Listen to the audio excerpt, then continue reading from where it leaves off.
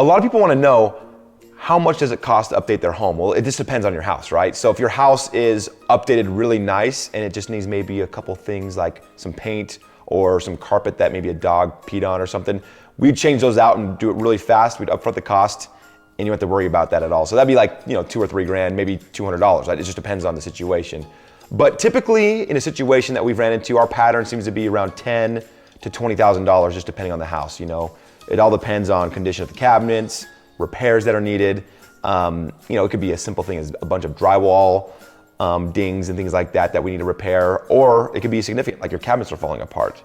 But we get good rates because we work with a team that we give a lot of volume to, and so we get wholesale pricing. So to answer the question, it all depends. But on average, I think we're about 10 to 20 on each home. Yeah. Be sure to follow us on Instagram and Facebook and subscribe to our channel.